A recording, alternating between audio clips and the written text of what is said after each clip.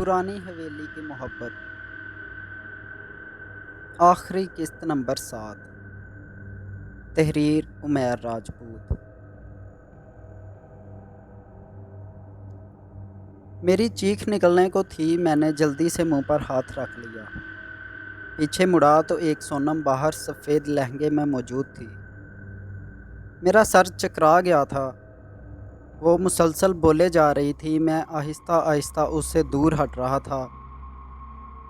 میری کافی دیر کی خاموشی سے وہ ایک دم پیچھے مڑی تو میں پھٹی نگاہوں سے اسے ہی دیکھ رہا تھا۔ احمد، احمد، وہ میرا نام لیتے ہوئے میرے قریب آ رہی تھی۔ یہیں رک جاؤ، میرے پاس مت آنا، میں نے پیچھے ہٹتے ہوئے کہا تو وہ وہیں رک گئی۔ کون ہو تم؟ میں نے کانپتی آواز سے اس سے پوچھا۔ احمد، میں تمہاری سونم ہوں۔ کیا ہو گیا تمہیں؟ تم سونم نہیں ہو، سونم کی لاش اندر لٹک رہی ہے۔ یہ بولتے ہی میری آنکھوں سے آنسو چھلک پڑے۔ تم نے سونم کو مار ڈالا، کون ہو تم؟ میں بہت زور سے چیخا تھا اس بار۔ میری آواز سے پوری حویلی گونج اٹھی۔ احمد، میری بات سنو۔ وہ میرے قریب آنے کو تھی، میں نے ہاتھ کے اشارے سے اسے وہیں روک دیا۔ ہاں، مار دیا سونم کو میں نے۔ اس کے چہرے پر غصہ دکھائی دے رہا تھا۔ اس کے ان الفاظوں نے میری جان ہی نکال دی۔ میں نے زمین پر گھٹنے ٹیک دیے اور اپنا سر جھکا کر زور سے رونے لگا۔ کیوں مارا تم نے سونم کو؟ اس نے تمہارا کیا بگاڑا تھا؟ میں نے روتے ہوئے اس سے پوچھا۔ احمد، جب تمہیں پہلی بار میں نے اس راستے پر دیکھا مجھے تم سے محبت ہو گئی تھی۔ میں یوں ہی ٹہل رہی تھی دوپہر کو اور میں نے تمہیں جاتا دیکھا تو مجھے تم بہت پسند آئے۔ وہ بہت سنجیدگی سے بول رہی تھی اور میرے آنسو آنکھوں سے بہے جا رہے تھے۔ پھر ایک روز میں نے تمہارے راستے میں گلاب کا پھول رکھا۔ تم جب اسے اٹھانے لگے تو میں خود کو روک نہ پائی اور تمہارے کندھے پر ہاتھ رکھا، پر تب تم ڈر گئے تھے۔ پھر تم تھکے ہوئے بھی تھے اور اس درخت کے نیچے بیٹھ گئے۔ تب مجھے تم سے اور محبت ہونے لگی۔ جب تم سو چکے تھے میں نے تمہارا سر اپنی گود میں رکھ لیا اور پیار کرنے لگی۔ میں نے تمہاری راہوں میں اتنے پھول بچھائے، احمد، تمہیں اتنی محبت دی اور تم سے محبت اتنی ہو گئی کہ میری محبت کے چرچے ہر جگہ ہونے لگے۔ یہ بات جب بہت پھیل گئی تو مجھے جنات کی دنیا سے نکال دیا گیا۔ میں اس رات تم سے ملنے تمہارے گھر آئی تو تم سو رہے تھے۔ میں نے نہ چاہتے ہوئے بھی تمہیں اٹھایا تو تم ڈر گئے۔ پھر وہ بولتے بولتے خاموش ہو گئی۔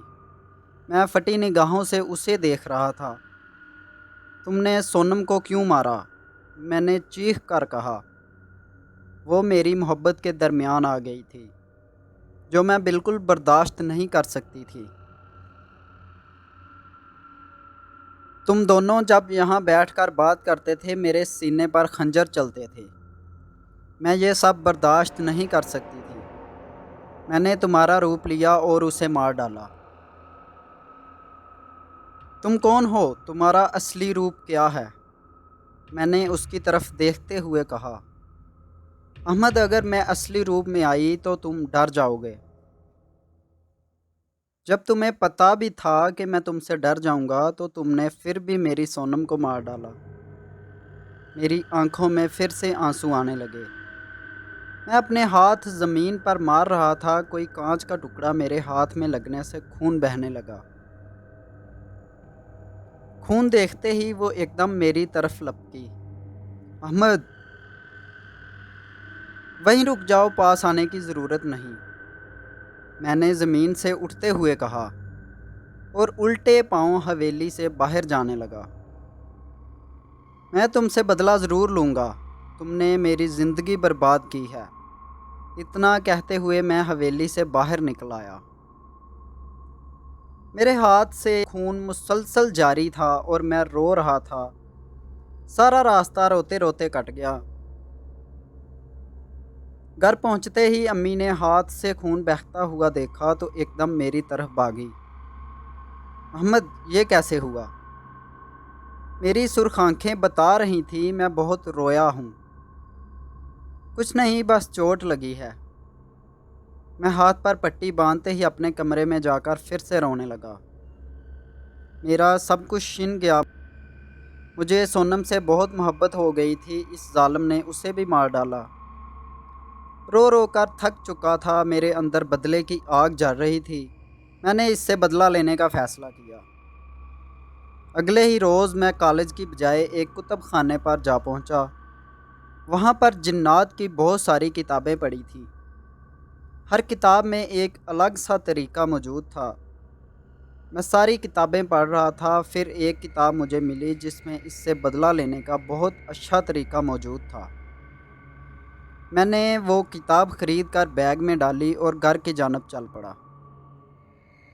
گھر پہنچتے ہی میں نے وہ کتاب چھپا دی اور رات ہونے کا انتظار کرنے لگا۔ رات کا کھانا کھا کر میں نے اپنے کمرے کو اچھی طرح سے بند کر لیا اور کتاب نکال کر اسے پڑھنے لگا اور سارا طریقہ بہت اچھے سے سیکھ لیا۔ اب وقت تھا اس سے بدلہ لینے کا۔ میں فل تیاری کے ساتھ گھر سے کالج کے لیے نکل پڑا۔ اب میں پرانی حویلی کے اسی راستے پر کھڑا ہوں۔ اتنا کہتے ہی بابا جی نے پرانی بوسیدہ سی ڈائری بند کر دی۔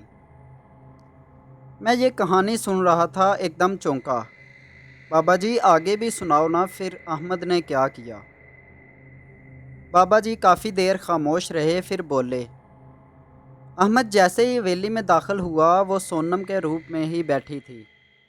احمد کو دیکھتے ہی ایک دم کھڑی ہو گئی۔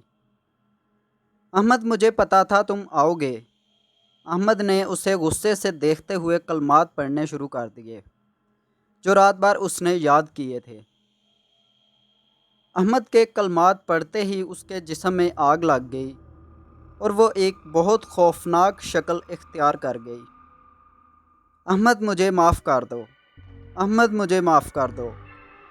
وہ مسلسل چیخ چیخ کر احمد سے معافی مانگ رہی تھی۔ اس کا پورا جسم آگ کی لپیٹ میں تھا۔ اس کی چیخوں سے پوری حویلی کانپ رہی تھی۔ کچھ دیر بعد وہ جل کر راکھ ہو گئی۔ اس کے جلنے کی بدبو پوری حویلی میں پھیل گئی۔ اس کے جلنے سے احمد بھی چیخ چیخ کر رونے لگا اور اندر کی طرف بھاگا جہاں سونم کی لاش لٹک رہی تھی۔ احمد سونم کے پاؤں سے لپٹ کر زور زور سے رو رہا تھا۔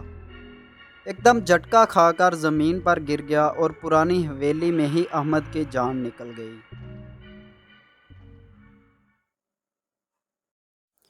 دوستو، یہ تھی احمد اور سونم کی پرانی حویلی کی محبت۔ اگر پسند آئے تو اپنے دوستوں کے ساتھ شیئر ضرور کریں اور نئی آنے والی ویڈیوز کے لیے ہمارے یوٹیوب چینل کو سبسکرائب ضرور کر لیں۔